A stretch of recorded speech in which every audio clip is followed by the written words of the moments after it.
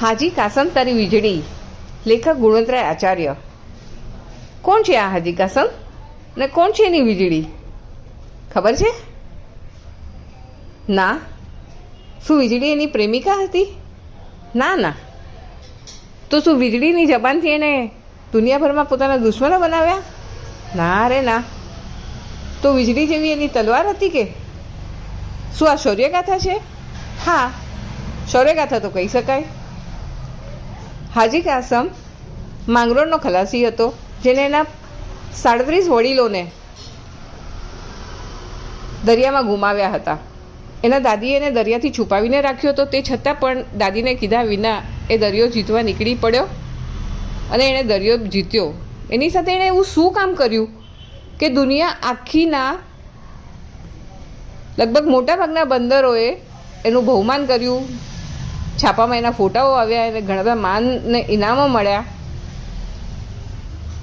જો હું તમને કહીશ કે તમે સોક્રેટિસને જાણો છો તો બધા હા પાડશે. બર્મુડા ટ્રાયેંગલ શું છે એની બી ઘણા બધાને ખબર છે. ટાઇટેનિક, ઓહ, એને તો બધાને જ ખબર છે, એમાં કંઈને કહેવા જેવું છે જ નહીં. પણ હાજી કાસમ, એની વીજળી, હનુમાન ચાલીસા આપણને ખબર જ નથી. આ એક એવું રત્ન છે સાગરખેડુ, જેનો લેખક ગુણવંતરાય આચાર્યએ ઘણું સંશોધન કરીને થોડા પ્રણયના રંગ ભરી અને નવલકથા રૂપે આપણી સામે લઈ આવ્યા છે. મેં આ વાંચી રાજકોટના શોધક સેવા તરફથી. શોધક સેવાએ એવી પહેલ શરૂ કરી છે કે આપણા મનગમતા પુસ્તકો મફતમાં એ લોકો આપણને ઘર સુધી મોકલી આપે છે આંગળીયા થ્રુ, અને વાંચાઈ લીધા પછી પાછા પણ મંગાવી દે છે મફતમાં. મેં વાંચી અને હું બીજી પણ વાંચી રહી છું.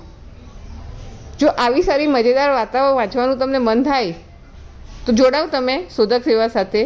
ડિસ્પ્લેમાં નંબર છે, ડિસ્ક્રિપ્શનમાં એના ગૂગલ ફોર્મની લિંક છે. ફોર્મ ફિલ કરો, તમારી પસંદગીના પુસ્તકો લખીને મોકલાવો. શોધક સેવા તરફથી તમારા ઘર બેઠા તમને પુસ્તકો મળી જશે. વાંચી લો એટલે પાછા એ મોકલાવીને બીજા મંગાવો. છે ને મજેદાર? તો રાહ શું જુઓ છો? જોડાઓ શોધક સેવા સાથે ને વાંચો આવા મજેદાર પુસ્તકો. વિડીયો જોવા બદલ અને સાંભળવા બદલ તમારો આભાર.